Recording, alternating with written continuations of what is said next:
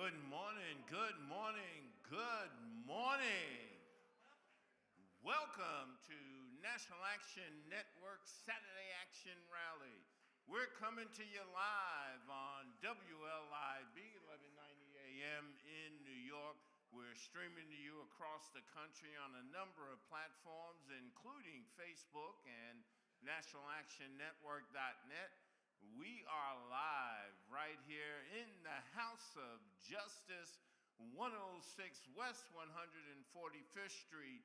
Call somebody. Tell them the action is on the air. The Reverend Dr. Al Sharpton is in the house and getting ready to come to you. We're so pleased that you are with us on this Saturday morning, because when you hear the cry of no justice, no peace, you know this is where the action is. Our president and founder is the Reverend Dr. Al Sharpton. Chairman of our board is the Reverend Dr. W. Franklin Richardson, senior pastor of Grace Baptist Church in Mount Vernon, New York. I'm Attorney Michael Hardy. We'll be with you throughout the broadcast this morning. We are so pleased to have with us for our inspirational word this morning, the Reverend Delvin Moody. He's from the House of God Church in Freeport, New York. Of course, if it's Saturday, you know our musical director who's on the road this week, but sitting in is one of our original. Bavon Neal will be here today to lead the charge of our musical segments. And of course, if it's Saturday, Katrina Jefferson will be here to ask you what's on your mind. That's right. She wants to know what you're thinking about, my Lord. There is so much going on across the country, across the state, in the city, probably in your own home. There must be something that you want to share with Katrina Jefferson and let her know what's on your mind. Of course, if you can't get here or you've not had an opportunity to share with Katrina, you can still do so and she'll let us know. You can call her at 877-626-4651 or email at whatsonyourmind@nationalactionnetwork.net. Of course, the Reverend Dr. Al Sharpton is in the house, so we're ready for you. Call somebody. Tell them the action is on the air. The Reverend Dr. Al Sharpton is in the house and getting ready to come to you. Brothers and sisters, we always remind you that the NAN Youth Huddle will meet on Monday at 6 p.m. Please spread the word and get into the action with our youngest and brightest dreamers of today and leaders of tomorrow. For more information on the Youth Huddle experience, you can call us at 877-626-4651 or email youthhuddle@gmail.com. Today is Saturday at 5 p.m. Tomorrow, Sunday, 5 p.m. You want to make sure that you are tuning in to MSNBC's Politics Nation with Al Sharpton. That's today, Saturday, 5 p.m. Tomorrow, Sunday, 5 p.m. Tune in to MSNBC's Politics Nation with Al Sharpton. And once again, brothers and sisters, Thursday, May 25th, it is the last Thursday of the month. If it's the last Thursday of the month, it is a legal night here at National Action Network. So call your friends, your family, those that may have legal questions, need some direction, just need somebody to talk to about something that's going on. Our team of attorneys will be here for our legal night. One of our leading attorneys, Carmen Giordano, will also give a presentation on the life of a lawsuit. That all happens right here at the House of Justice this Thursday, May 25th, 7 p.m. Of course, if it's the last Thursday of the month, It is legal night at National Action Network. We are all here live at the House of Justice for legal night. But if you're out of town or you can't make it, you can also Zoom in. And you can call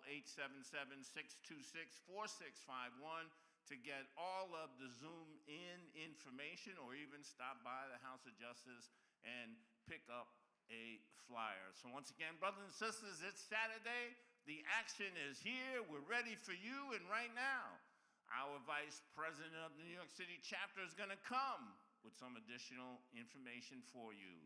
Our dear Dr. Alvin Ponder. Thank you, Attorney Hardy. Good morning, brothers and sisters, listeners and viewers, and thank you for tuning in to another Saturday Action Rally with the National Action Network. Here's some information to keep you in the know.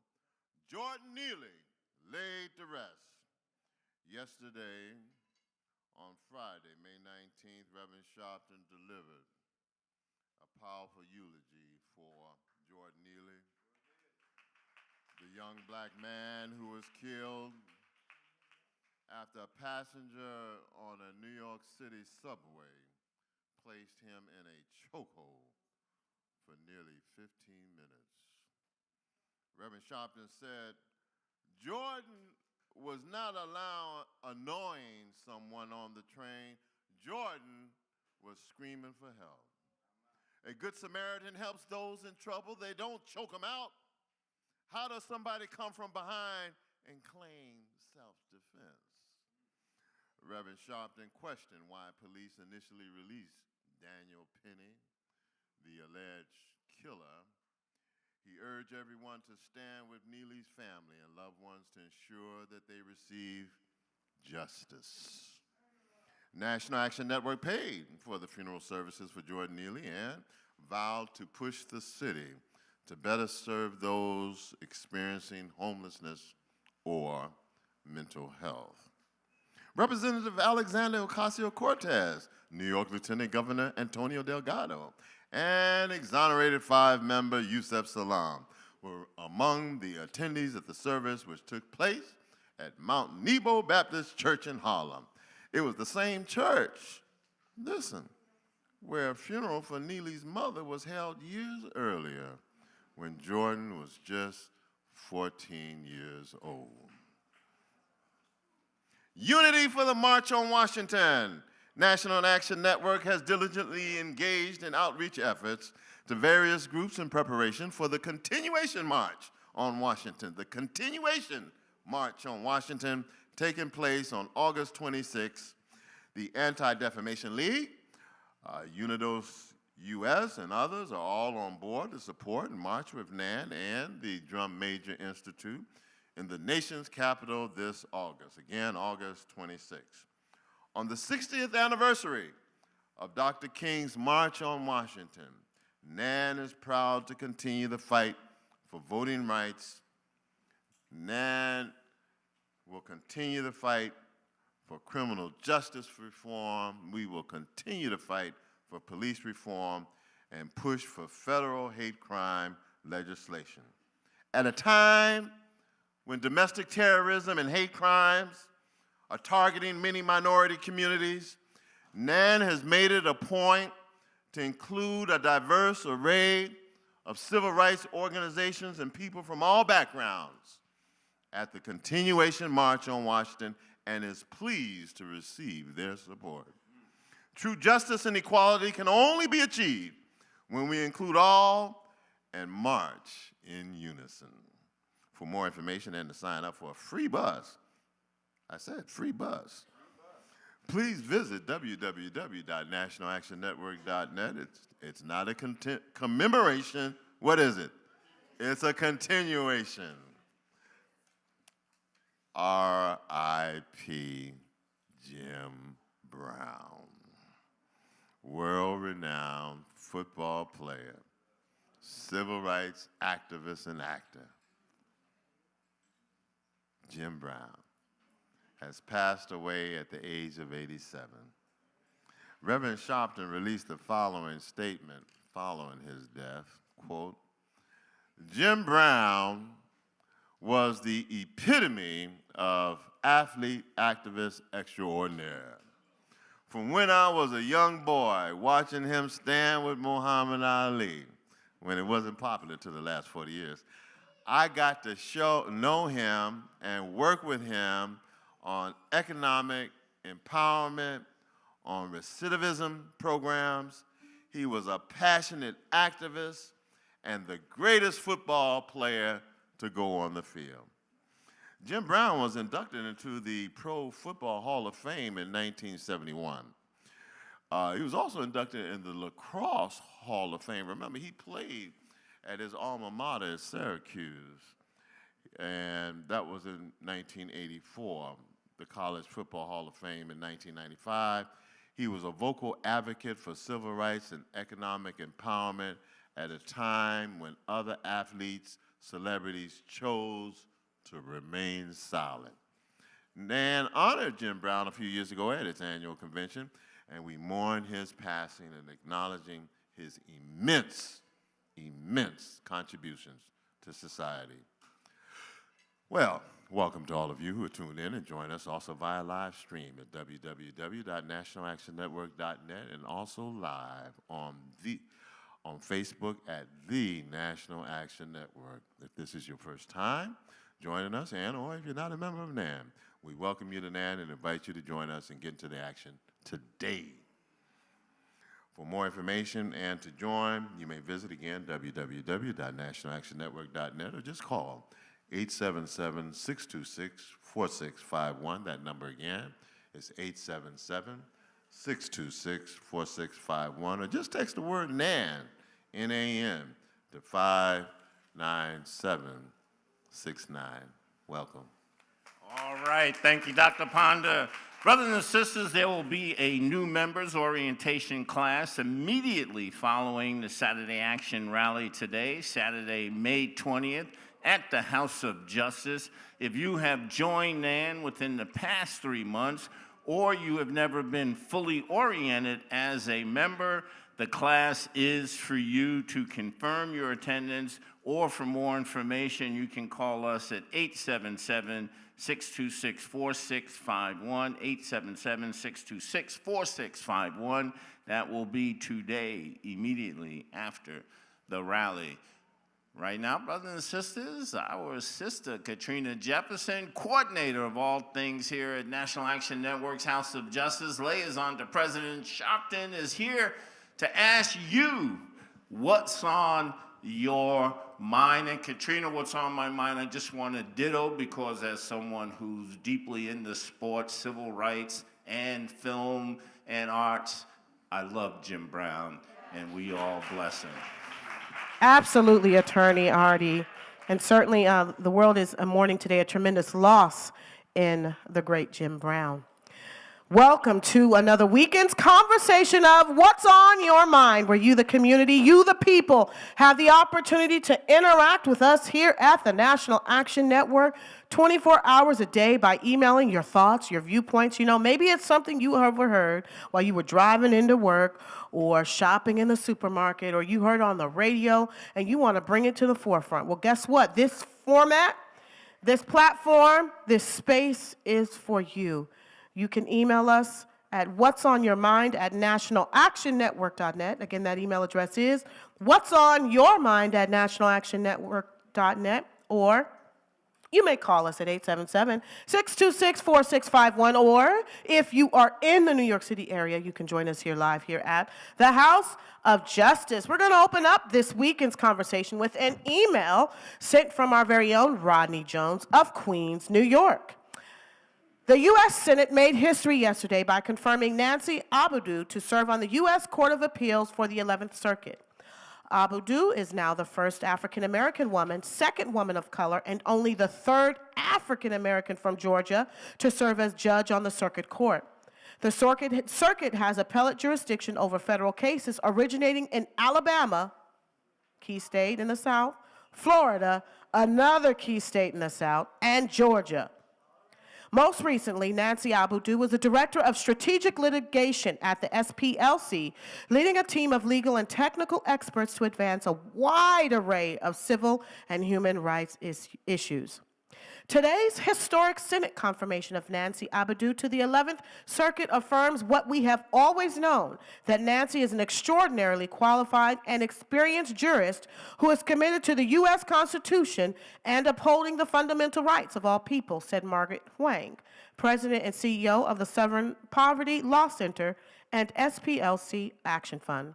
She has a brilliant legal mind and will bring the fairness and intellectual rigor this judgeship demands. From Nancy Abadou to Justice Ketanji Brown Jackson, we celebrate this movement toward a judiciary that is diverse in background and professional experience. And we urge the Senate to continue advancing historic nominees. We know that justice is best served when judges reflect our multiracial, diverse democracy.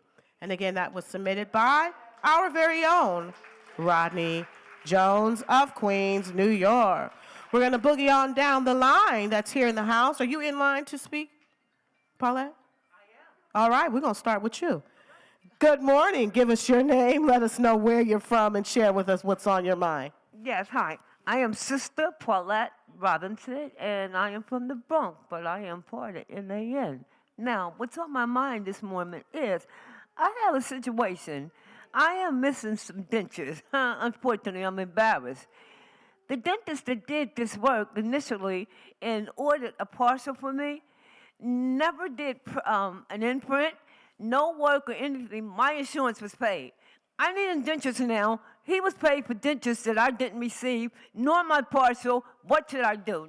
What do you think you're going to do today? Excuse me? What do you think you're going to do today? Get some advice. And who are you going to speak to today after the rally? Who's ever available to me? Hopefully you.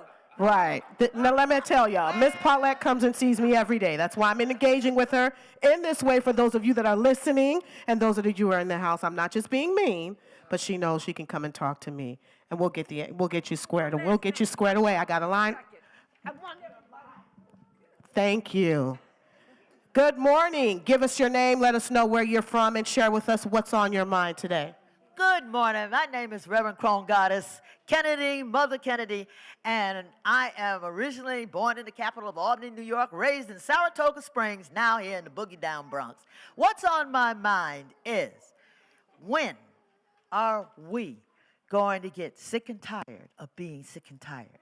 I was at the funeral yesterday, and then on top of all of that, it's just that my heart is broken, and I just feel a lot of rage, but prayer changes everything. And then finally, the last thing that I just heard was Carolyn Taylor, the very first black stewardess on airlines, has made transition. Our prayers go out to her from Revelations Now, African Goddess Temple, and also our prayers go out to the family. Thank you. Thank you so much for sharing. Good morning. Give us your name, let us know where you're from, and share with us what's on your mind. Good morning. I'm from the Bronx, Sandra. I'm worried about how we as people, they put these movies out and even the series. Murder, She Wrote, murder they do to our family. Even with the young man being lost and being drowned in that river yesterday, they found him. It was Tuesday, it was hot. But where is our people in the community watching out for our children? I watch out for the children. If I know anybody's children is in here and I'm outside in the Harlem area, I'm watching out, not just in Harlem, but all around the Bronx, all around Manhattan, all around Queens, every borough. Thank you. Thank you so much for sharing. Good morning. Give us your name, let us know where you're from, and share with us what's on your mind today. Good day, everybody, and God bless everybody. My name is Sister Reverend Word. I'm from Heaven Born in Harlem, and I'm a National Action Network lifetime member. Of course, what's on my mind is Bible scriptures. Christ Jesus has definitely shown us that a good team makes a good dream work. We are fortunate enough to have a Democratic President Biden and Vice President Harris, who are obviously for the people. They are in some serious negotiations with a group of people who really are not on the team for democracy. So what we have to really, really realize, I know it may be hard for some people to know this truth, but we have to vote for Democrats. We need services for people like Jason Neely. There's still homeless people. There's still people who need food stamps, which is a federal thing. So United States must be encouraged to pay their bills, and Vice President Harris and President Biden are definitely able to pay the bills, and they're strategizing, and it will be done. God bless you all, and good day. Thank you so much for sharing. Good morning. Give us your name. Let us know where you're from and share with us what's on your mind today. Good morning, everybody. I'm Brenda Ricketts from Yonkers, New York, and I just wanted to remind the NAN Education Committee members and those who'd like to join the committee that we have a committee meeting today after the orientation. Thank you. All right. Meetings. We know we have new members orientation. We also have an entrepreneurship series happening today, and then the Education Committee will be meeting today as well in the back of the auditorium.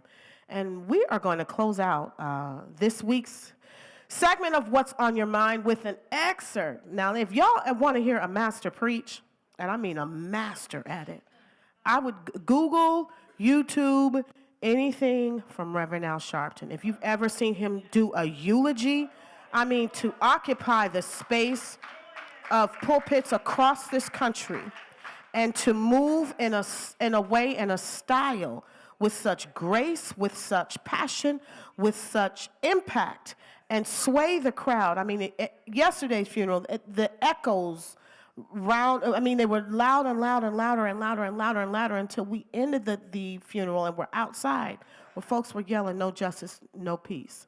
I mean, it became the church's cry, the parishioners' cry, the attendees' cry, Jordan Neely's cry. And it is almost as like his spirit took over the spirit in the church. And so here we have it. So if we look angry, we are, but we're not mad. Difference between going mad and being angry. Yes, we're angry because we are at another funeral we shouldn't have had to be at. Yes, we're angry because you see our children as objects rather than human. Yes, we're angry because you keep choking us to death rather than building us up. But we won't stop till we change this nation. We won't stop until we change this city.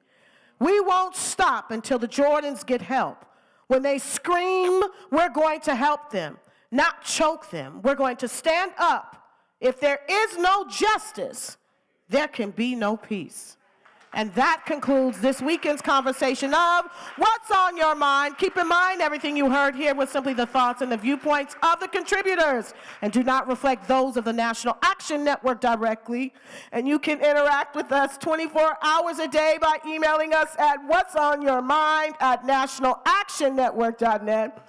Again, that email address is whatsonyourmind@nationalactionnetwork.net, or you may call us at 877-626-4651, or if you happen to be in the tri-state area, get here in the place called there, the House of Justice, and join us live to share your thoughts and your viewpoints. Tune in for next week's conversation of What's on Your Mind. Back to you, Attorney Hardy. All right. Thank you, Katrina Jefferson, for this week's What's on Your Mind. Right now, brothers and sisters, the Change Choir's soloist, Tisha Hunter. Good morning, everybody. How many know that he's able this morning? If you know God is able, come on, clap your hands with him. Come on, clap your hands this morning. Here we go. Hey. He's able. Come on, clap your hands and sing. He's able. If you know that the Lord is able. He's able. Oh,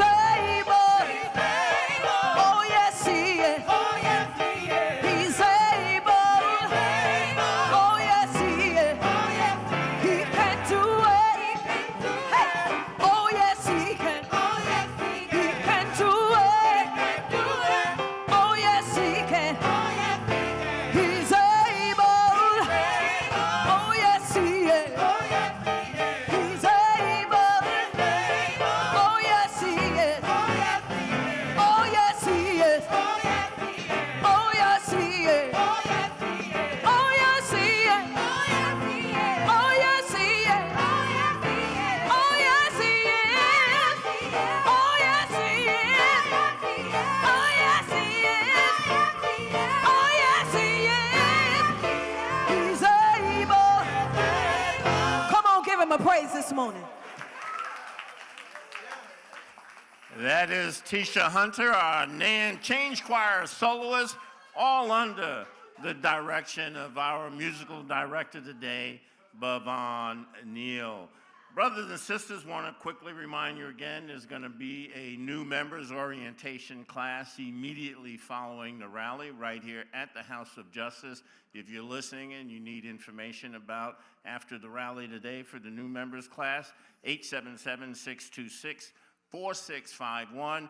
And then once again, this Thursday, May 25th, it's the last Thursday of the month, which means it's legal night here at National Action Network. We'll be here live. And if you can't make it or you're out of town and you need to Zoom in, call 877-626-4651 to get all of the sign-in information for legal night. Again, it's the last Thursday of the month. It's legal night at National Action Network, 877-626-4651 for all needed information. We're going to go in the house, brothers and sisters. In the house is all about the work of the committees here at National Action Network. And heading that up, he is the New York Operations Director. He'll bring on his special guest today. It is our Reverend Dr. Malcolm Byrd with the word on In the House. Good morning, National Action Network. This is the day that the Lord has made. Let us rejoice and be glad in it. Join us this coming Monday at 11 a.m. in front of the office of the Queens District Attorney's Office for a rally demanding justice for Nolan Farrell and Reverend Keith Gadsden. Come on, put your hands together. These brothers deserve our support, and our president and founder, the Reverend Al Sharpton of the National Action Network, has enlisted the full support of our network to get behind these brothers to demand their exoneration. Are you going to join us Monday at 11 a.m. out in Queens? Tell someone, share the word, come and bring someone with you as we fight the good fight. The worst thing that could ever happen in life is to walk into a space and not feel welcomed when you walk into the space.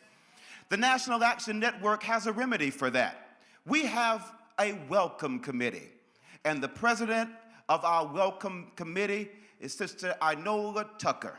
She will come now to share with you information about the Welcome Committee, what they do, how they operate, and how you can be involved. Don't you feel welcomed already? Put your hands together as we welcome the president of our Welcome Committee, Sister Inola Tucker, to share information of her committee. Thank you, Reverend Byrd. Good morning, Nan family, and welcome to the National Action Network.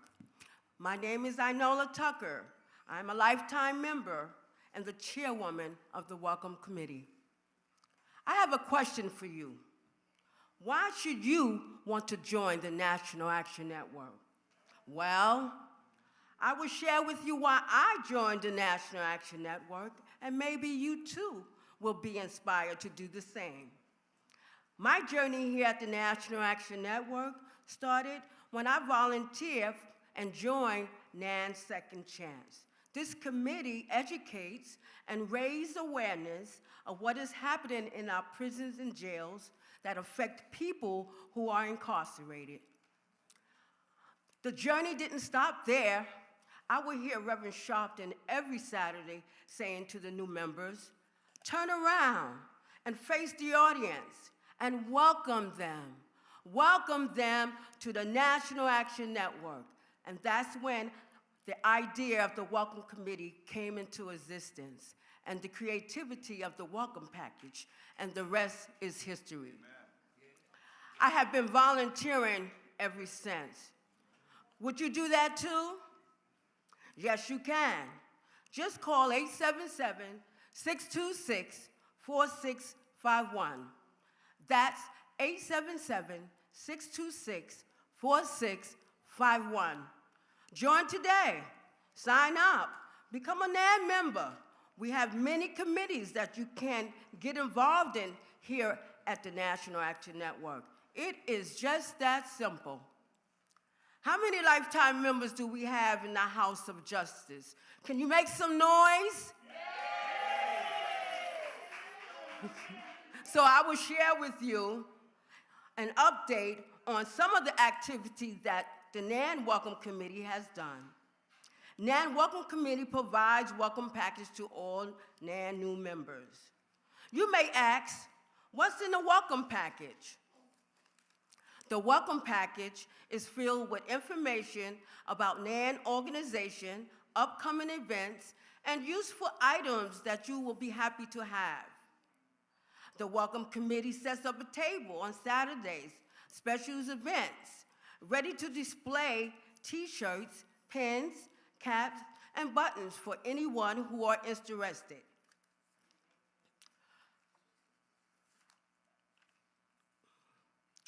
The Welcome Committee gave out palms to the members and guests after the rally for Easter. The NAN Welcome Committee celebrated with our NAN Youth Huddle, their 9th year anniversary. We also celebrated the Women Auxiliary, their 25th Woman Excellent and Man of Vision Award ceremony.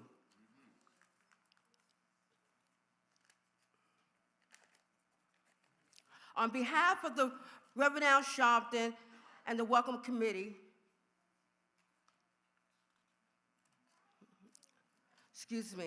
on behalf of the Reverend Sharpton and the Welcome Committee, we pray that upon joining, you will feel welcome into the NAN family and find a special place for your passion to volunteer.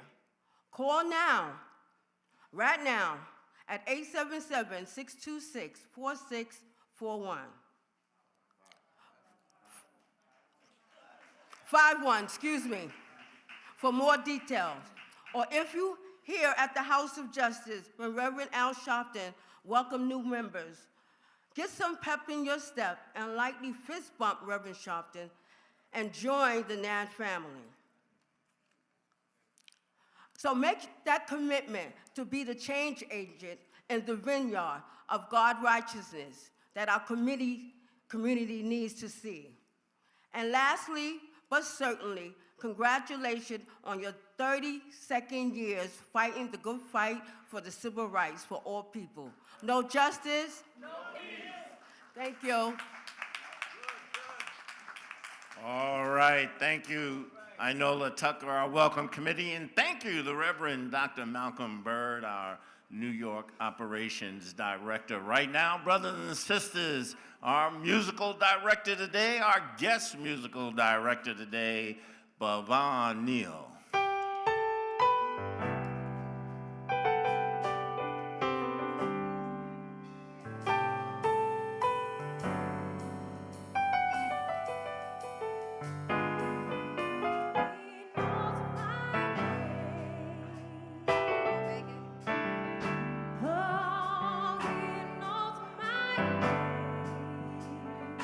Yeah.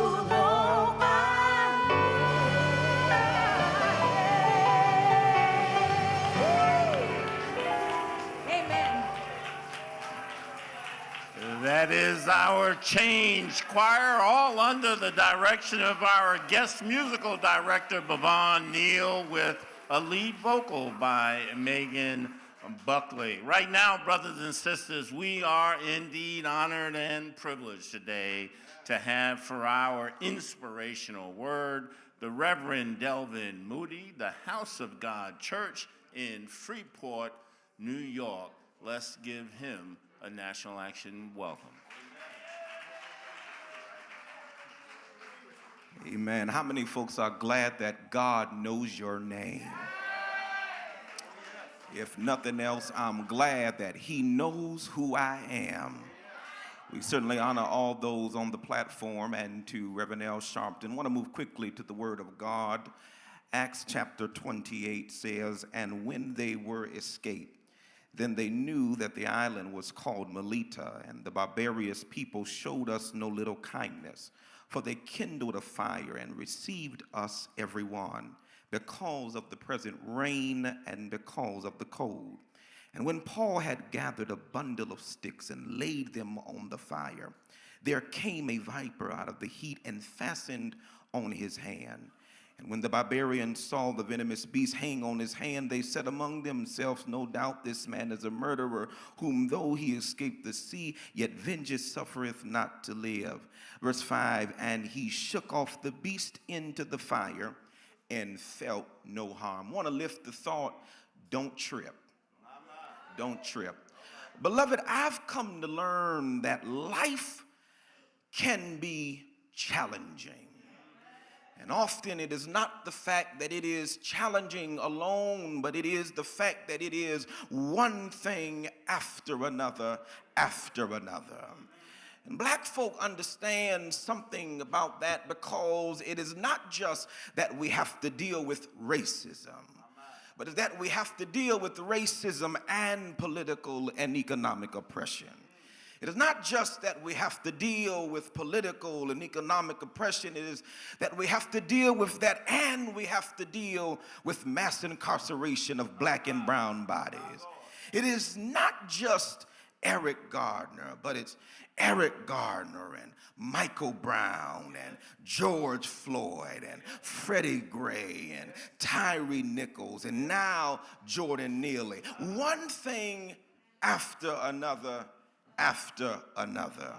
And when we arrive to this text, Acts chapter 28, it is that Paul had just been in a shipwreck in chapter 27. Subsequently, he gets to the island of Melita. Some swam to the island, some had the luxury of boards, and some of them were just holding on to a broken piece. Gets to the island of Melita in the middle of a rainstorm. And the Bible denotes that it's not only raining, but it is cold. And the Bible said that these barbarian people who were foreign to Paul, they give him a bundle of sticks to make a fire. You have to understand that the word there is phyroganon. It is a descriptive word. It is not just that the word means that they gave Paul a bundle of wood, but it means quite literally that they gave Paul a bundle of dry wood. Back up, wait a minute, you might have missed that. Remember, I told you when Paul arrives to Melita, he arrives in the middle of a wet storm. But somehow or another, they gave him dry wood. How in the world do you get dry wood in the middle of a rainstorm?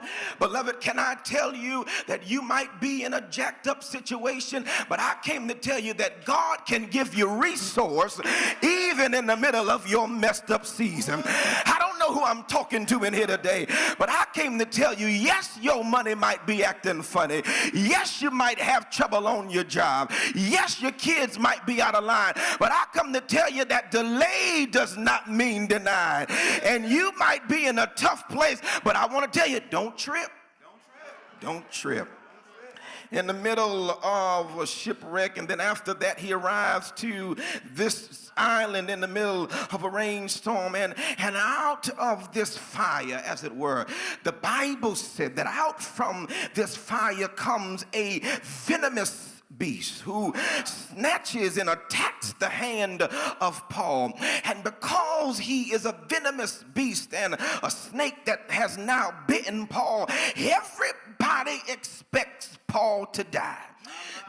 Because he's been attacked by this snake. Everybody said this is the end of Paul. Paul will not make it out alive. But what they did not understand was that Paul had something on the inside of him that even though he was bit and attacked, he could not die. And let me tell you, living in America, living in this white supremacist nation where we have been attacked on every side, certainly they thought we would have died by now. But what they did not understand was that as a people, we got something on the inside of us. Something from the Gullah Geechee nations of South Carolina. Something from the cotton fields of Georgia and Mississippi. We got something from the tobacco fields of Florida. Something down through the civil rights and up through Black Lives Matter. And now through the movement that Nan is leading, we got something on the inside of us. Yes, we've been oppressed, but black don't crack. And if God has brought us all the way, he will bring us all the way to freedom. God bless you and amen. That is the Reverend Delvin Moody, House of God Church in Freeport, New York. A special selection from our musical director today, Bhavan Neal.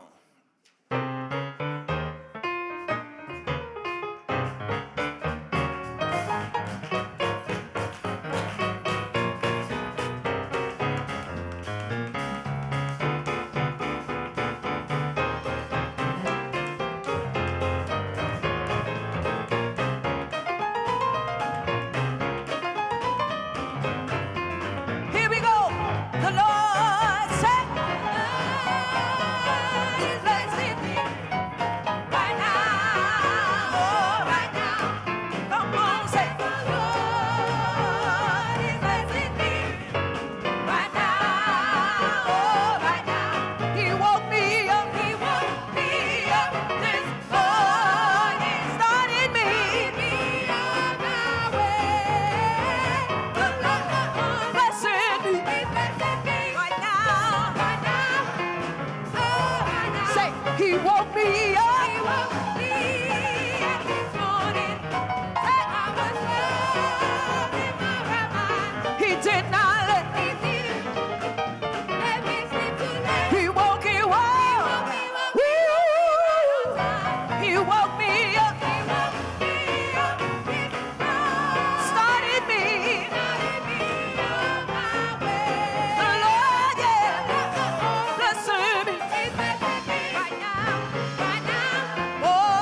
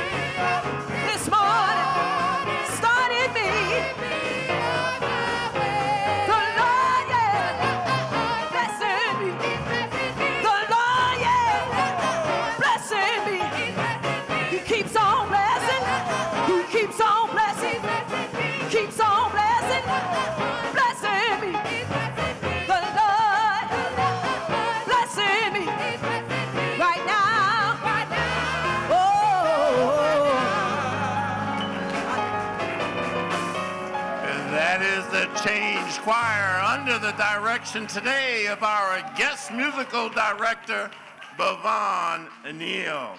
Right now, brothers and sisters, I want you to get on your feet because we're bringing to you the president and founder of the National Action Network, the Reverend Dr. Al Sharpton.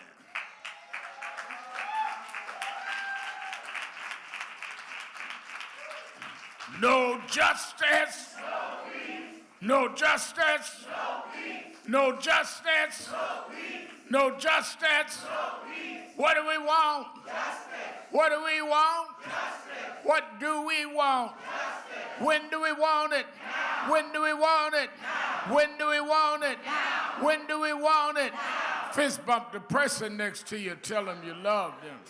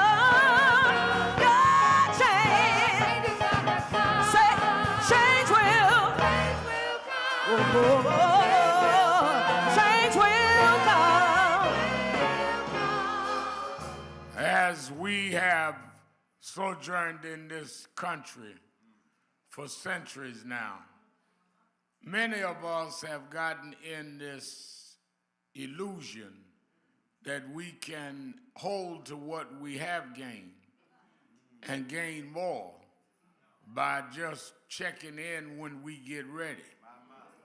But if you're going to continue climbing a mountain, only way you're going to get to the top is you have to keep on climbing. You can't wish your way up a mountain. You can't just hallucinate your way up a mountain. You got to keep climbing. And every round goes higher and higher. And if you keep on climbing, even when your legs are giving out, even when you're weary, your change will come. Your change will come. Your change. Just hang on in there. Your change will come. Your change. So change will. Change will.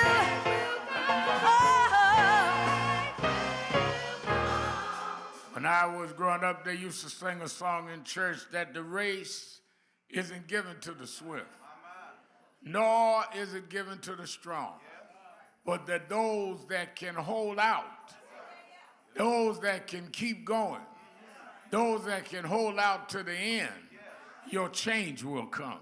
Change will come. Your change. Just hang on in there. Your change will come. Your change. Oh,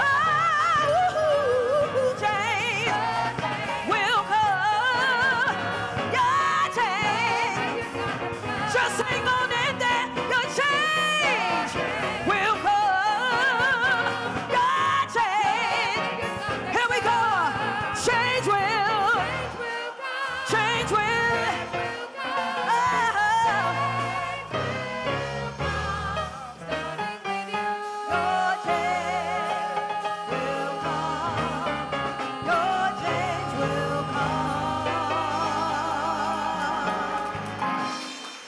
National Action Network Change Choir. Give them a big hand.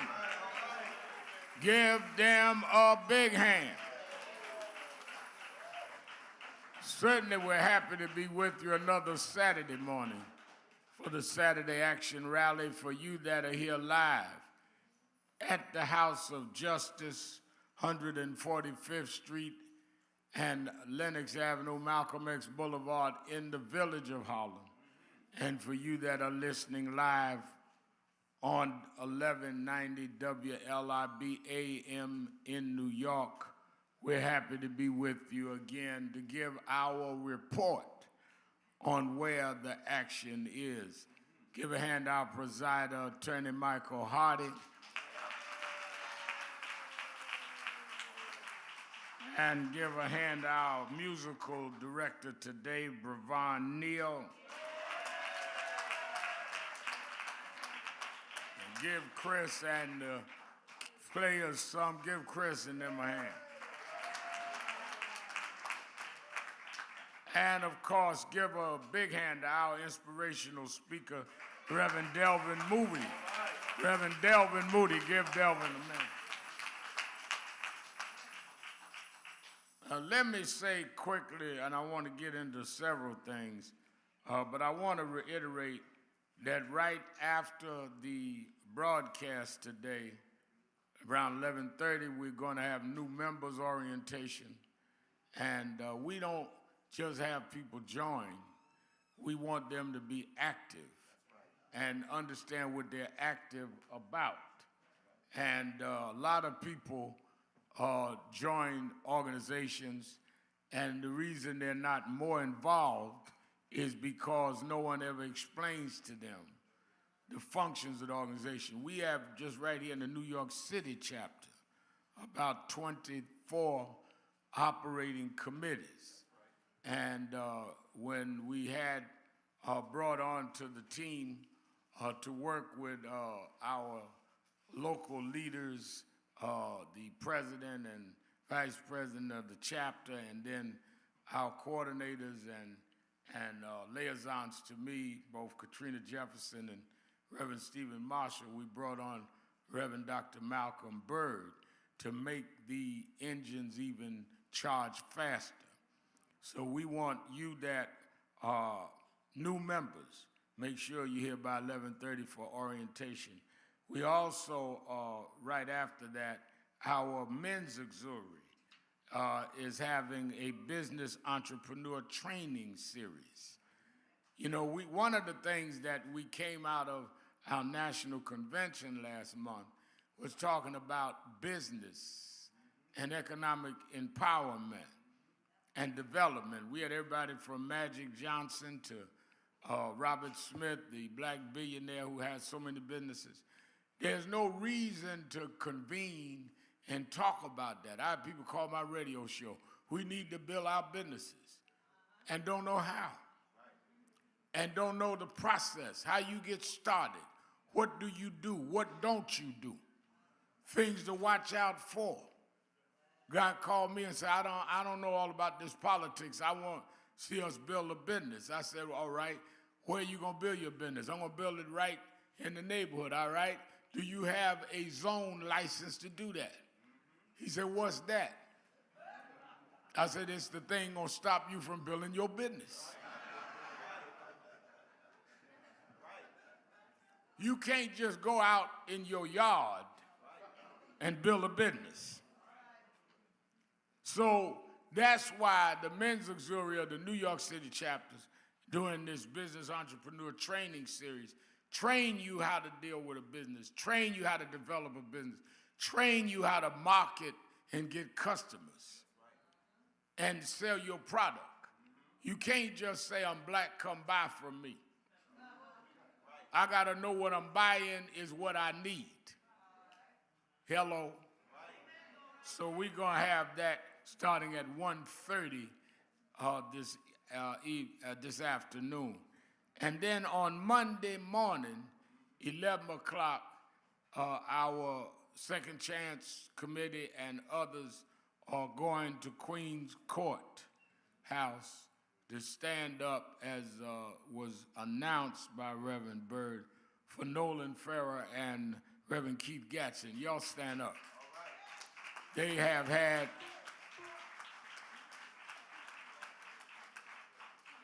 they've had wrongful convictions in our judgment.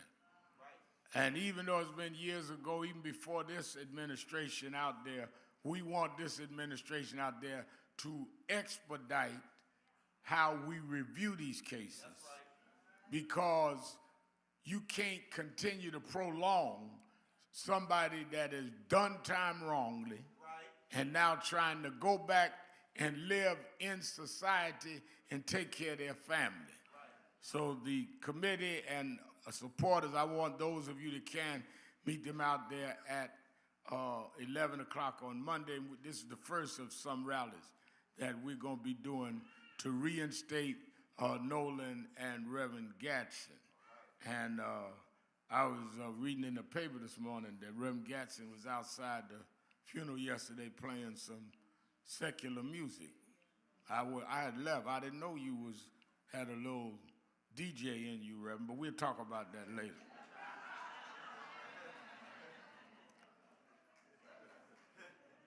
I got to have Reverend Byrd check out whether you spending on the weekends on the side.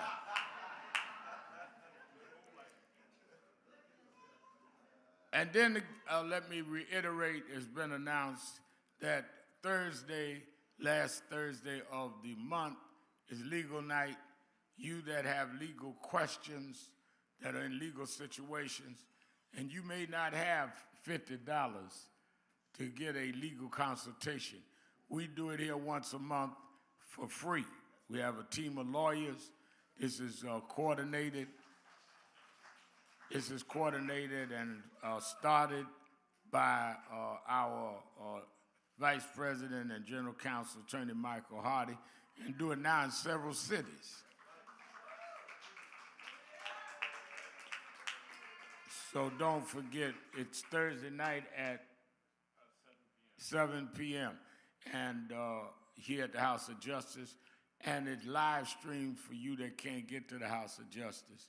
And I was glad he started it several years ago, because people stopped me in the street and asked me questions that, one, you come to legal night and get an answer. Two, I'm not a lawyer.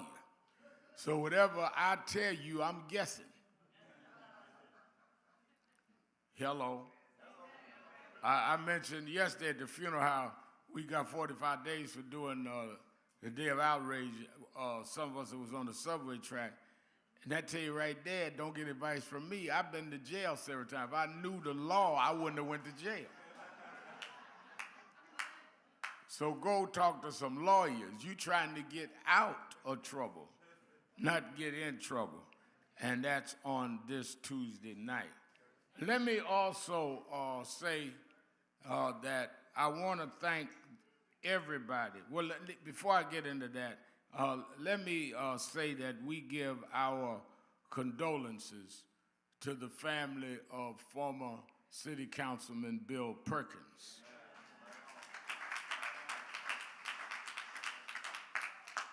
Bill Perkins served as a member of the state legislature, the city council, has been an activist, and we've known him down through the decades. And he passed the other day, and his funeral, his wake will be Wednesday. We're live. Let's welcome our Impact TV family. Give them a hand. And Wednesday at First Corinthian Baptist Church will be the wake. I believe it's around 7 p.m. And then the next morning will be the funeral and viewing at First Corinthian Baptist Church, where the Reverend Dr. Michael A. Walron is the pastor. And I want to give our condolences to his widow, Pam, and the family. And Reverend Walron, by the way, has a new book coming out. I got a copy. Y'all can't get it to come out in a couple weeks, but I already got a copy. It's a great book. I got home, he had sent it to the house. I was up half the night reading his book, so I'm going to try to steal a little of the message before it hits the store, so they think I thought it up. Once it go on sale, y'all know where I got it from. But it's a great book, and he's a great preacher and speaker. I don't know nobody better than Reverend Michael Walron. Give him a hand. He's on our national board and does my radio show with me on Tuesdays. Let me also say that we give our condolences to the family of Carol Taylor. And I think I heard Reverend talk about that and about how she was the first black airline stewardess, and how she also is the author of the Little Black Book. And many of us know down through the years Carol Taylor. Give Carol Taylor a big hand.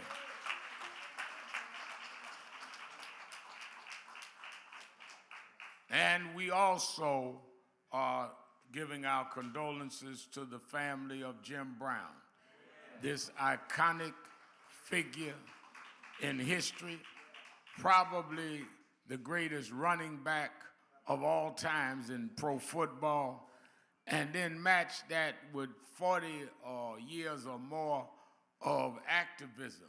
He was committed.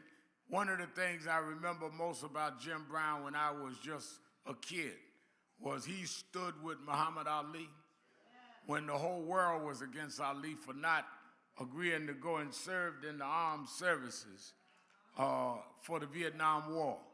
And Jim Brown convened everybody that he could in athletics. Lou Alcindor, who later became Kareem Abdul-Jabbar, and others, had them come to Cleveland and stand with Muhammad Ali. He stood with a lot of those in civil rights in the 60s when he was the biggest thing in football. You very rarely see professional athletes today stand up like that. And when Colin Kaepernick did stand up and took a knee, many of them left him out there by himself. And others came and made their move on his sacrifice. But Jim Brown did it himself and never stopped. He fought recidivism and stood up for gangs and formed organizations. And I'm glad to have known him. I'm glad that, in fact, we honored him one year at National Action Network. Came to our Keepers of the Dream dinner, he and his wife, Monique, and we certainly joined the country in honoring the memory and the legacy and the bravery of Jim Brown. Give Jim Brown a hand.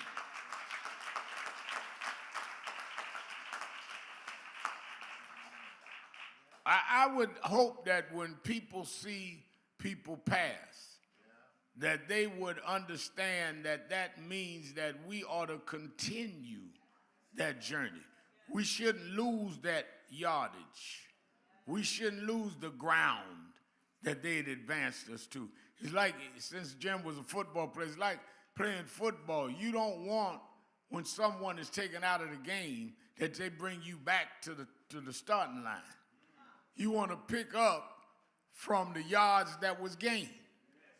That's why it's a big trick when they tell a lot of y'all that are younger, don't reject the old school. No, the old school brought you closer to the touchdown line.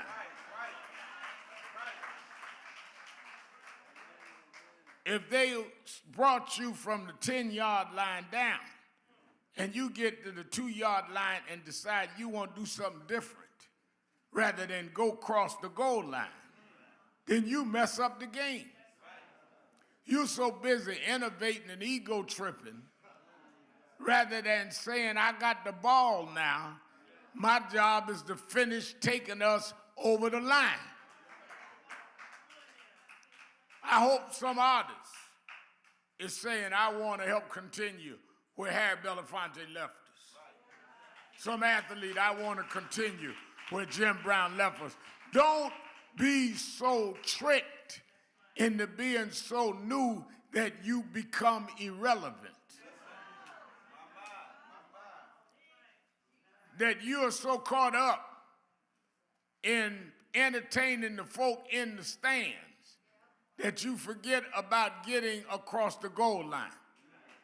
I remember when I was a young activist and got one of my mentors said to me, said, Al, do you ever play ball? I said, no, I was boy preaching. He said, well, let me tell you something. Playing ball is like being an activist. He said that your job is not to react to the crowd. Your job is to score and get the ball across the goal line. He said, don't get enticed or intoxicated by the cheers on one side of the stadium. Don't get rattled or saddened by the boos and hecklers on the other side of the stadium. Keep your eye on the goal line. Get the ball and run with the ball. And so many of us overreact to the cheers and the jeers. I've seen activists make 2 or 3 good speeches, and all of a sudden, they think they're the greatest orator that ever lived. Or flunk 1 or 2 speeches and think their life is over. You can't operate like that. Keep your eye on what you are about and why you are out there, and don't stop no matter what.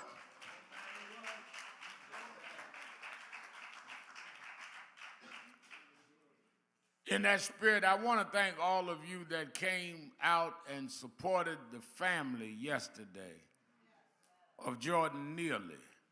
And it was a great send-off, but that was only the send-off. Now we've got to stand with the attorneys and Lennon Edwards and Dante Mills as they navigate along with the DA's office. One, let me tell you, they being the defense lawyers for the choker, who is now indicted, they're going to try to appeal that case. They're going to try to bring it up and say, knock out the indictment. They're going to go through that process. And if they do, then they go to a higher court and get it reinstated. Then we'll finally get a trial.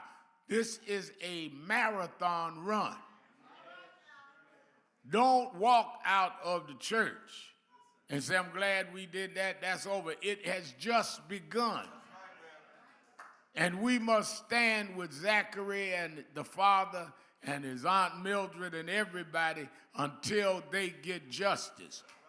Why? Because if they don't get justice, they have set a legal precedent that anybody can get up on a train and take matters in their own hand, and even if somebody ends up dead, it is allowed by law. The legal precedent is a danger to all of us.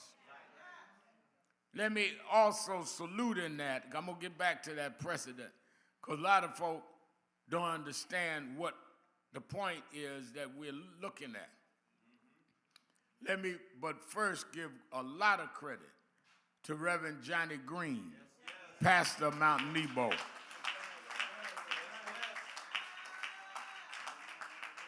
Reverend Johnny Green, who pastors Mount Nebo, who heads the organization Impact all over the country of ministers, how he mastered working this out. He kept saying, Rev, this is your lane, but he is a master organizer, master leader, and turned his pulpit over to us after he coordinated that. He's a member of our national board and showed real leadership and vision and comforted that family who's a member of his church. He preached Jordan's mother's funeral. Jordan sitting in the front row. Where Jordan laid out in the casket yesterday, his mama was at the same exact spot.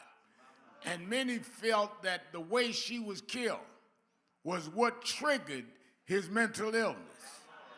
And Johnny Green has stood by that family and did a great job. Give a big hand.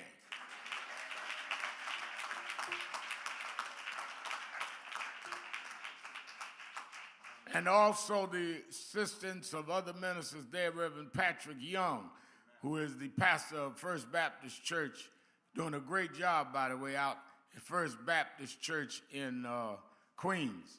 And then, of course, Reverend Bird helped, and Reverend Bird got it. You know, Reverend Bird be talking so much around here, you know, with the young folk, because he ain't 40 years old yet.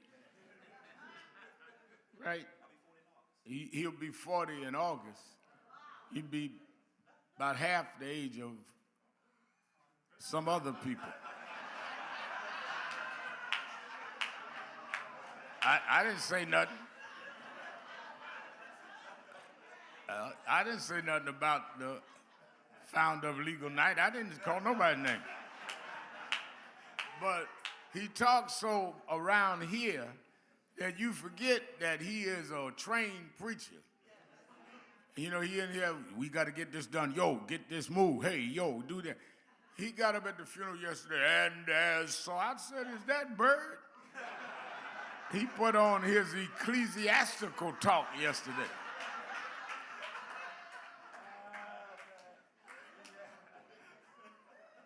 And then we had the prayer by a living legend, historic figure, for the last 55, 60 years in this city and this nation, Bishop Herbert Daughtry. Come on, give it to him.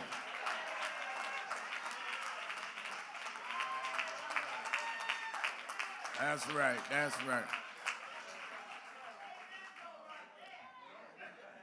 Last Sunday, Bishop Daughtry went with us to Buffalo, where I preached at 2 churches, and we were part of the memorial laying the wreath in front of Tops Supermarket, where they mowed down this one white supremacist, mowed down and killed 10 blacks just for being black.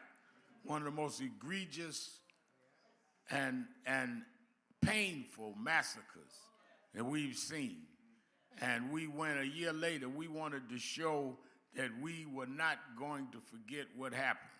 And the governor and Senator Schumer and others there, but Reverend Daughtry called me, 92 years old. He said, what time you going? I said, going where? He said, I'm going with you to Buffalo.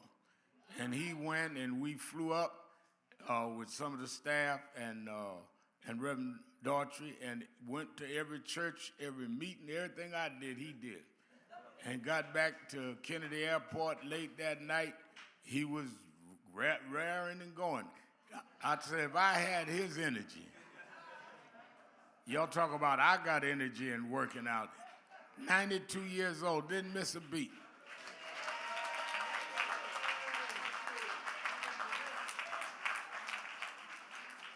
And lucid and clear. Some of y'all 30 can't remember nothing. I was telling my daughter Ashley and Rachel Nordlinger some old war stories, and every story I told, I'm talking about stuff happened 40 years ago, he'd finish the story. He said, no, let me tell you how this happened at this march. And then we got back to the airport in Buffalo, and he ran into the little newsstand, come back with a box of chocolates, saying, you know, it's Mother's Day, I got to bring home something for my wife, Sister Karen. I said, well, you get home late. At your age, you could have got away with saying you forgot it's Mother's Day.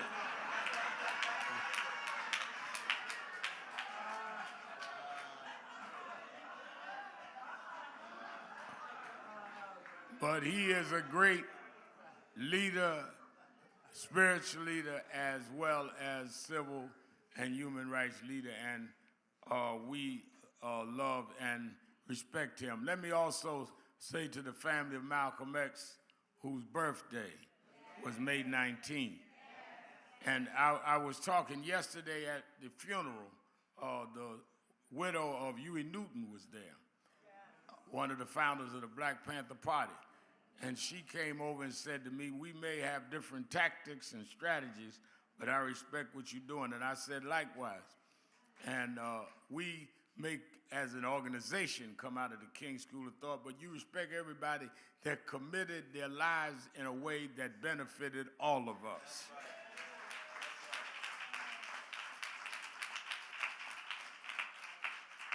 Let me tell you why I took a lot of time and energy in the last couple of weeks on this whole Jordan Neely thing as it relates to the bigger argument. And that is that vigilantism in this climate is something that we cannot tolerate. Hate crimes against blacks and Asians and Jews and Latinos and LGBTQ have gone up. That's why the March on Washington that we're having with Martin Luther King III and Andrea King is important that we have everybody there. I've been meeting with all the groups because they're targeting anybody other than white males. I want y'all to get this now. White supremacy means I don't even care if you are my color. If you're not a white European male and my religion, you are a target and not a true American. What they're trying to say now is only true Americans are white males. Now, if you go back in history, when they founded the country, only white men that owned property could vote. One of the reasons why we're fighting voting rights, people don't understand, they have always tried to design voting as something that we couldn't participate in. For all of those that talk about, well, I don't see what voting does, it does a lot of things because other than that, it is up to the few to decide how you and I are going to live. If they did not want to stop us from having the right to vote, they would have never structured in the beginning that women and everybody else couldn't vote. Now, blacks wasn't even in the discussion because we were not brought here to be citizens. We were brought here to be servants. You know, a lot of folk that be grumbling and mumbling about I don't see enough done. You need to look at the whole journey. And the whole journey will make you understand what has and what has not happened. We were brought here, when I look at this whole immigration fight, we have a moral standing that we deal with anyone that wants to come and live a better life in a better place. But don't get confused. We did not come here looking for a better life. We were brought here to create a better life. We were brought here as servants. We were the result of a slave trade. A lot of y'all get confused about this. They traded and bought us from other Africans. You know, that make a lot of us uncomfortable. But they wasn't trading with themselves. And then brought us over the Atlantic, most of us dying. And those that survived were the ones that were the base of the American economic strength that built the country. They did not even go toward a law of a constitution. 1776 onto the Bill of Rights, 1776 and all that, was over a century after we were enslaved at 1619. There was no law when they brought us here. There was no declaration. We preceded all of that. So if you go from being chattel slaves, property, all the way to being president, you have a different view of the journey. When people talk about ain't nothing happened, they're not talking fact, they're talking about their lack of understanding history.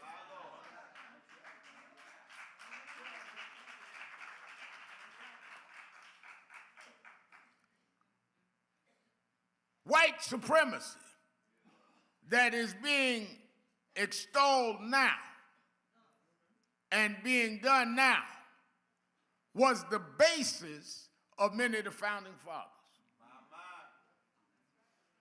So therefore, those that are white supremacists feel they have the right to do whatever they're doing because they feel it's their country. It's our country. This ain't blacks' country. This ain't Latinos' country. This ain't Jews' country. It's our country.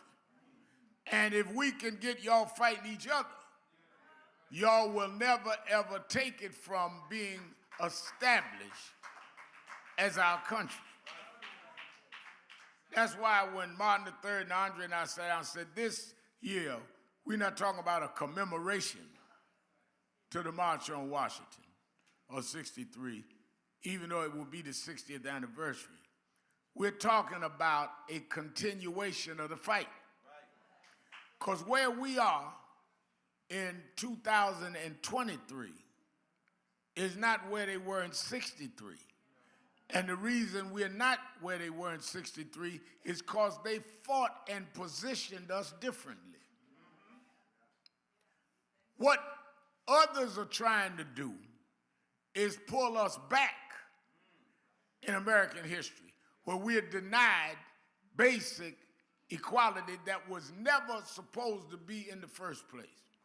Now, when blacks fought against slavery, and I told you last week, we never stopped fighting. From Denmark, VC, all the way through Nat Turner and all, there was always those that would fight. All these pictures and movies of us being happy-go-lucky slaves that we just love massa and that where you going, all that is Hollywood. That is not the story. Many slaves rebelled. Many Africans, before we were put on slave ships, rebelled. But we fought the fight all the way up from 1619 to the Emancipation Proclamation, 1863, to 1868, the 14th, the 15th, the 16th Amendment started. All the way to Brown versus Board of Education 54, all the way to the Civil Rights Act 64, Voting Rights Act 65. It's a whole long legal and political battle that people died and gave their lives along the way.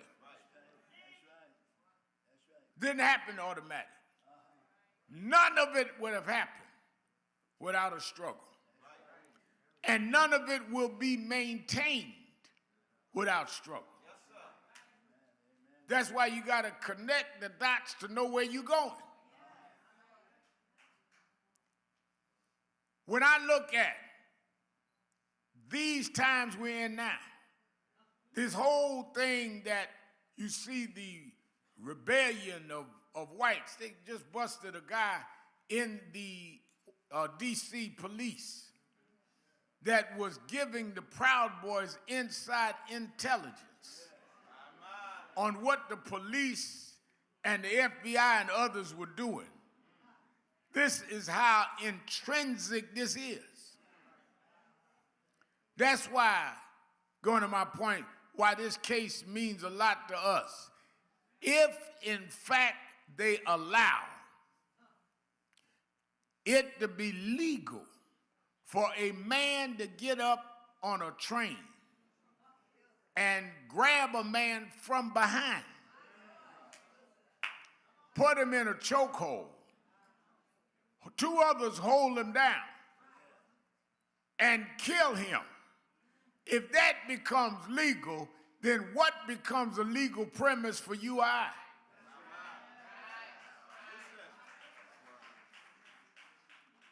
Well, Reverend, what do you mean? Well, first of all,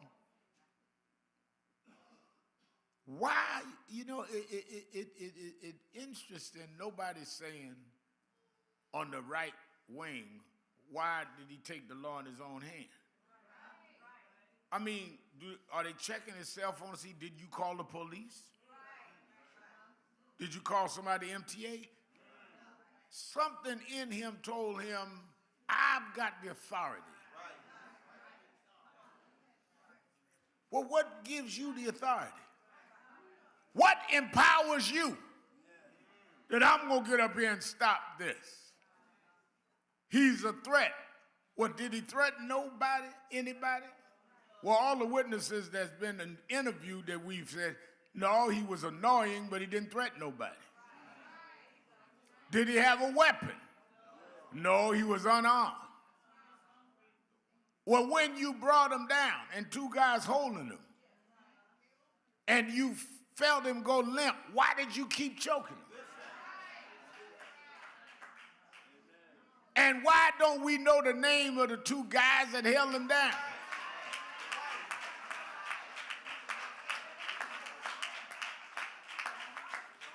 And why didn't the people in the train speak up for the mercy of this young man that was being choked to death? That's why if nobody in that subway car was going to speak up for him, I'm going to speak up. Because that could be my loved one laying there.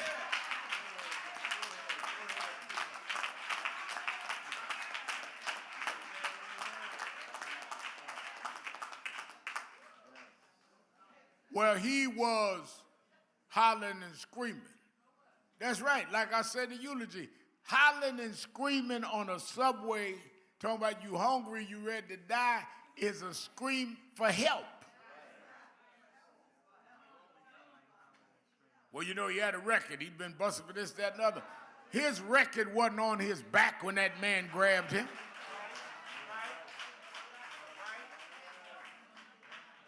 If you give non-law enforcement civilians the right to use lethal force, and they decide what is the level of annoyance, then they'll decide that about anybody. He was hollering and screaming. Well, suppose if they got on the train and some have from churches hollering and screaming, you need to go to church. I'm going to give you a tract. Hallelujah, thank you, Jesus. Amen, go right there. Does that mean they can grab you and say you too annoying and choke you to death? I mean, who decides what's annoying? And who decides the level of annoyance that justifies legal force? This is not just about Jordan Neely. This is about all of us.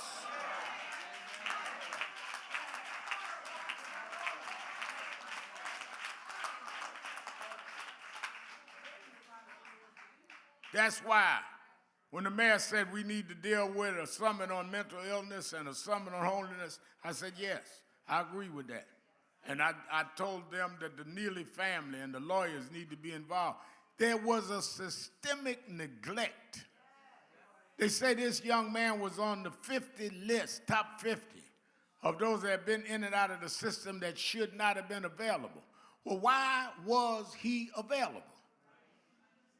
And that goes back years. This didn't just happen under this administration. Go back years. And there are people right now walking the streets with mental illness that should be under some attention. The cities got departments for that have been neglected for years. And that needs to be corrected. That's beyond who you like or don't like politically.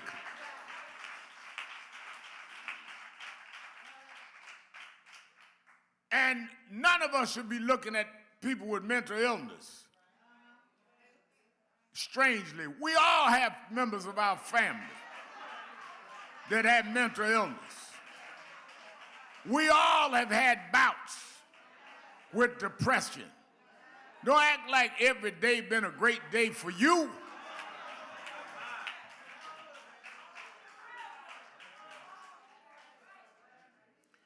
So this case has those kind of ramifications. Now the right wing, Fox News and them, well, Sharpton brought in race. Well, let me tell you what I said. What I said was that if this young man who had been an impersonator of Michael Jackson had been a young white man impersonating Elvis Presley,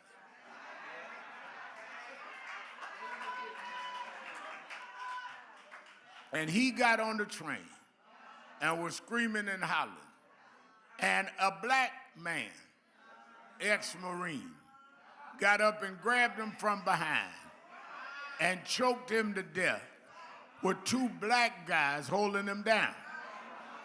What I said was, I do not believe that when they brought that black guy to the precinct, they would have let him go on his story.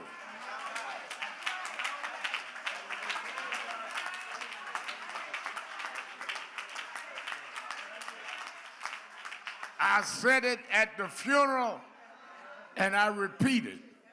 So tell Fox News I said it again. Because I believe what I'm saying.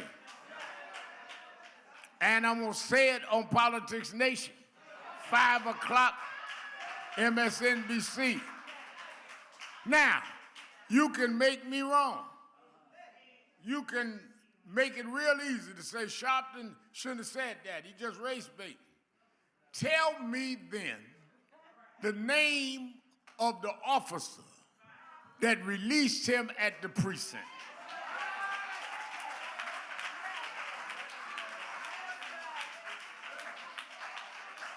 If race was not a factor, and the guy or lady that rule let him go has an exemplary record on race relations, then tell me who it is.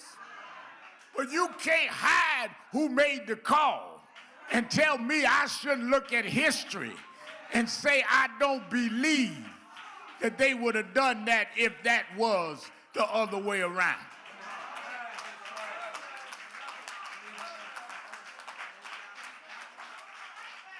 I'm willing to be disproved. But isn't it interesting that they're not talking about who decided to let this guy go? I mean, think about that. Now, you got a dead body. A man with no law enforcement, wasn't a member of the police or nothing else, choked him to death. You took his story down and said, okay, go home. Well, who decided that? That needs to be investigated.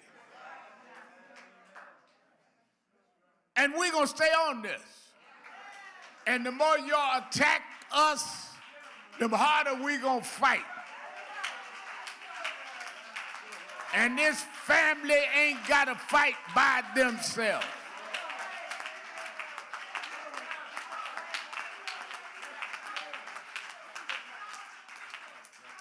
Then,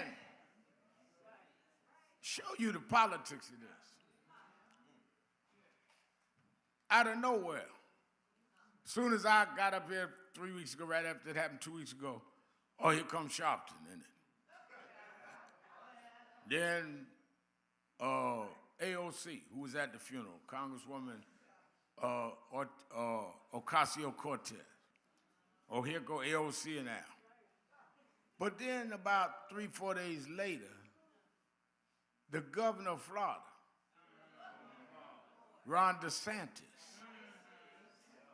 he tweeted that the guy that killed Jordan was a good Samaritan and then put with his tweet for you to go and give money for his defense fund. As of this morning, he has raised on that defense fund $2.8 million.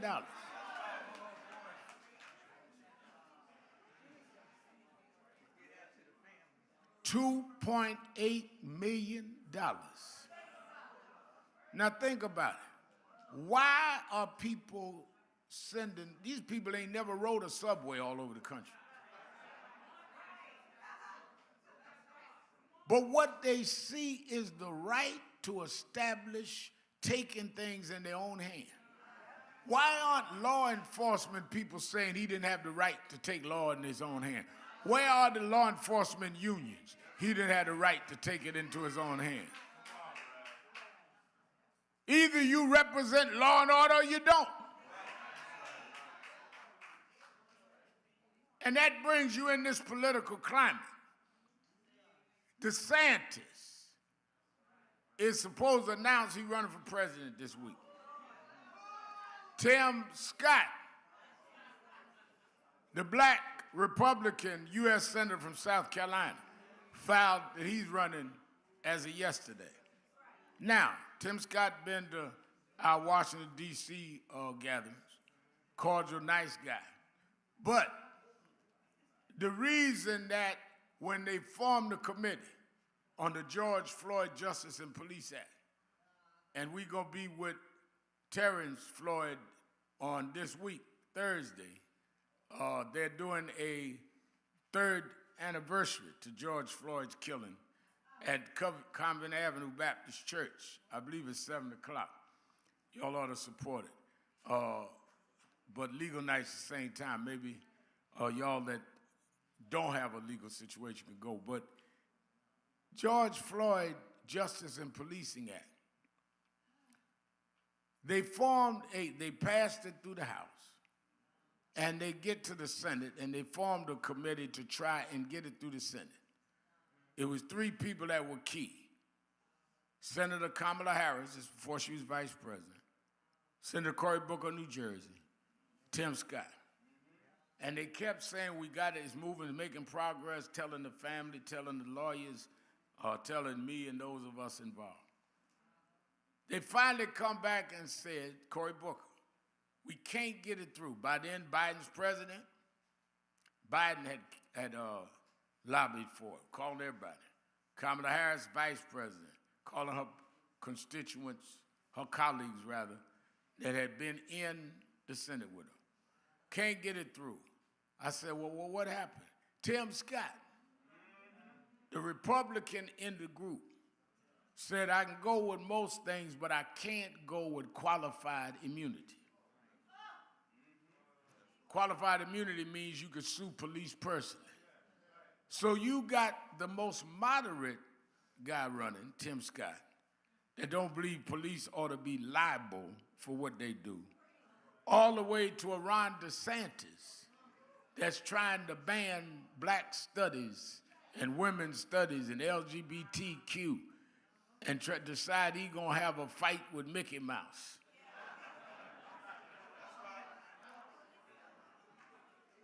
That's your political setup.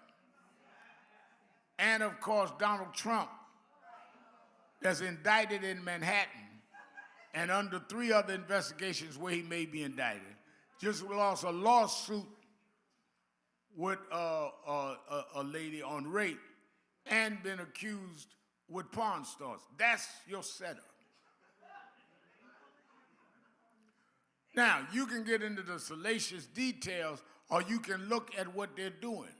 There is an element in this country that's saying, I don't care how sordid and dirty the candidate is. We want somebody in the White House that will put blacks and women and Asians and Jews back in their place. We want states' rights to decide on women's right to choose. And once they get through with that, it'll be states' rights on diversity and states' rights on everything else. That's why we marching in Washington. They're going to decide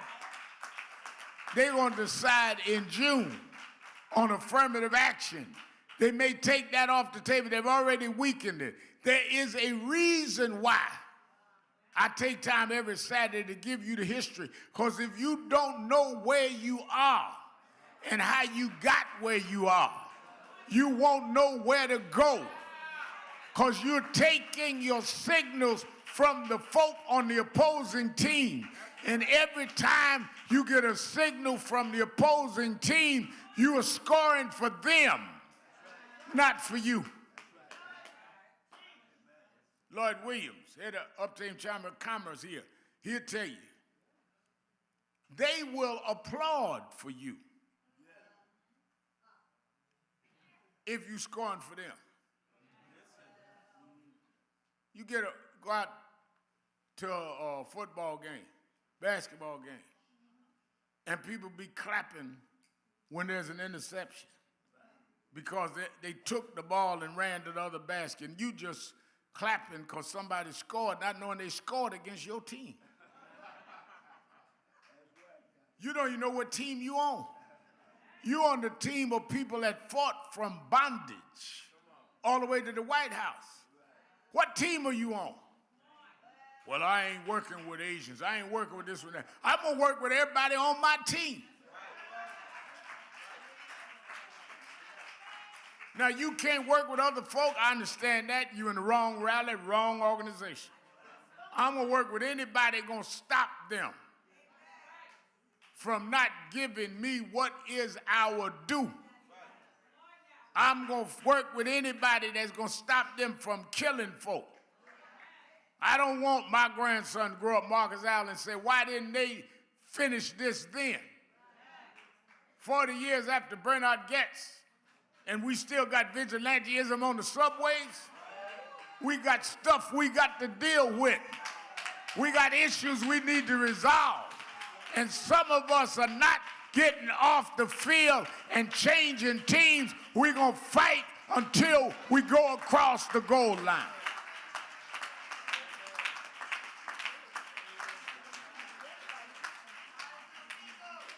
Reverend, don't you feel like sometimes it's one step forward and two steps backward? Yeah, I do.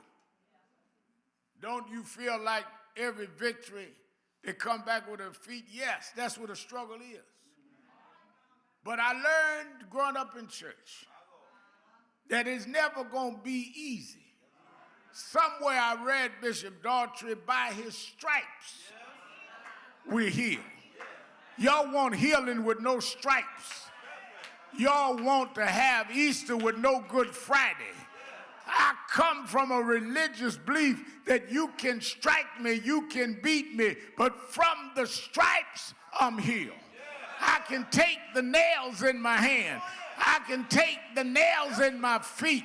Shoot your best shot, but I'm still going to get up because the God I serve is not the God of Calvary, it's the God of the resurrection. The story didn't end on Calvary. The story ended when he rolled a stone back. And if we keep fighting, if we keep believing, if we keep marching, we'll rise. We'll rise, never to fall again. You never thought we'd get this far. But we wiped our tears. We took our bloody days and we kept on going, and we won't turn around now. I won't turn back. I can't turn back. I shall not turn back. I come too far. I come too far from where I started from. I started with chains. I ended up president.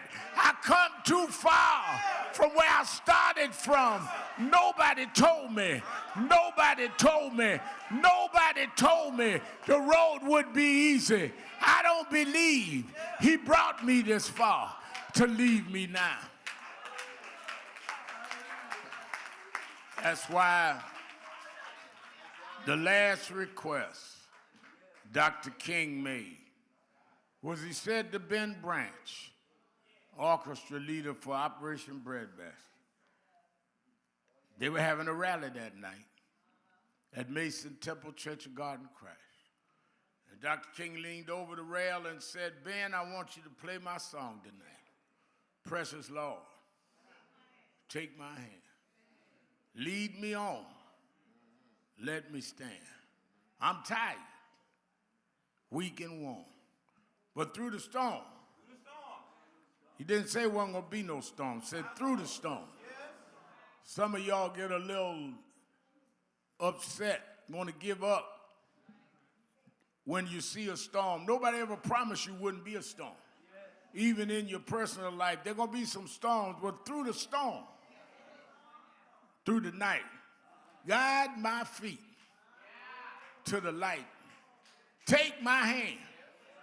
I can't make it by myself, but take my hand. Sometimes I get discouraged. Take my hand. Sometimes I feel they stab me in the back, but take my hand. Sometimes it feels like nobody on my side, but take my hand, precious Lord, and lead me on.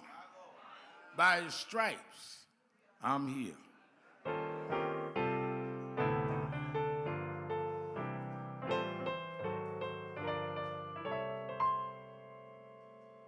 Precious Lord, take my hand. Lead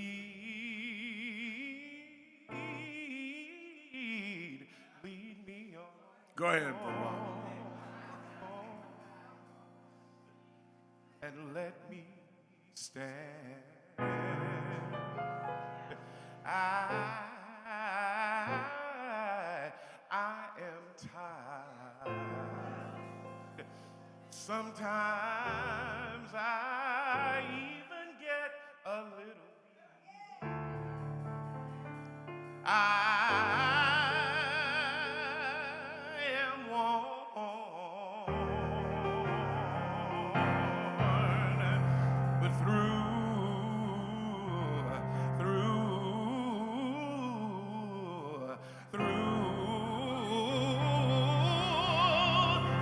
the storm, and God through the night. God lead me on to that beautiful light. Take my hand, precious Lord, and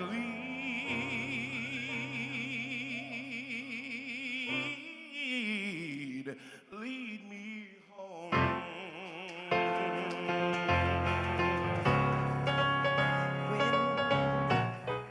When my way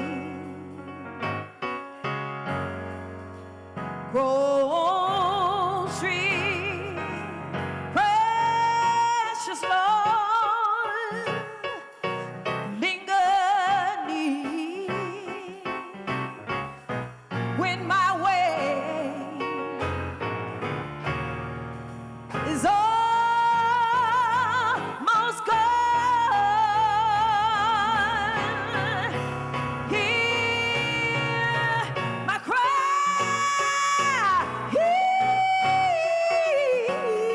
hear my call, pray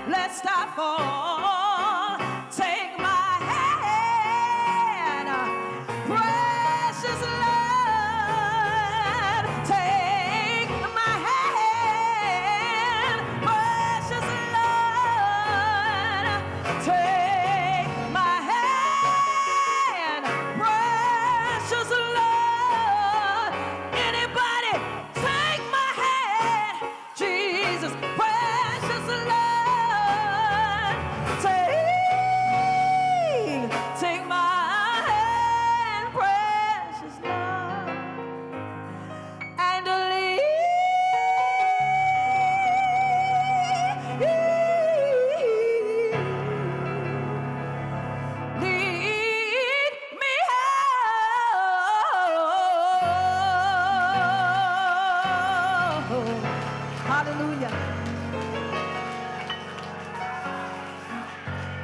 Everybody's singing.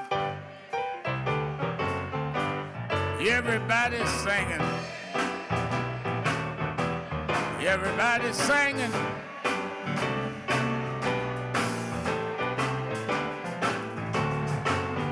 Everybody's singing.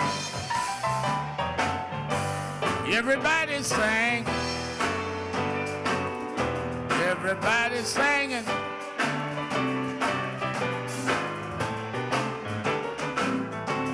Sing it like you mean it. Sing it like you mean it. Sing it like you mean it.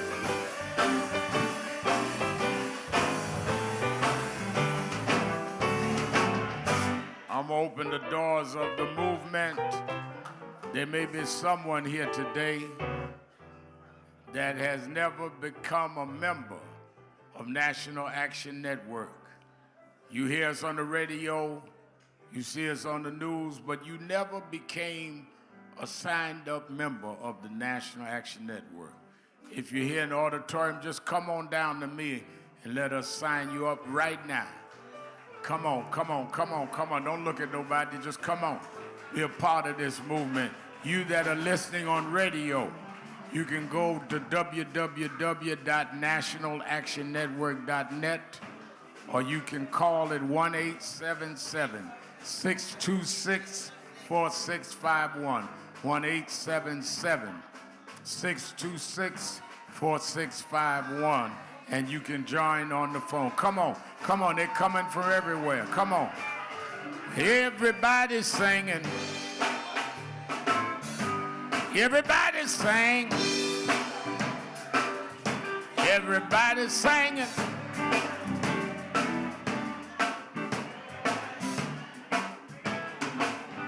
Everybody's singing. Sing it like you mean it. Sing it like you mean it.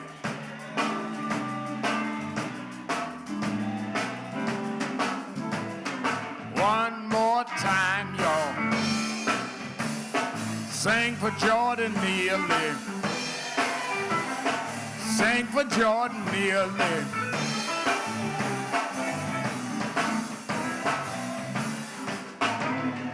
One last time, y'all. One last time, y'all. Everybody's singing.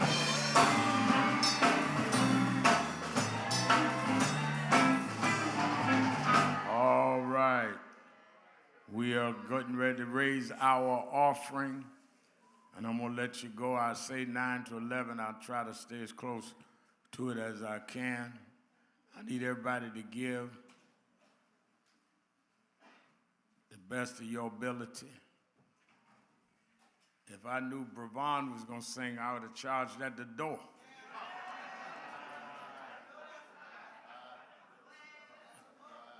Between Bravon and him changing up, singing, and then bringing on Tisha and then Camilla dancing, I might have to rearrange what we do at the door here. We got a whole entertainment thing. Give Bravon Neal and Tisha a big hand. And Camilla, all of them, Tisha Hunter and all, building up our, that's why you need to stay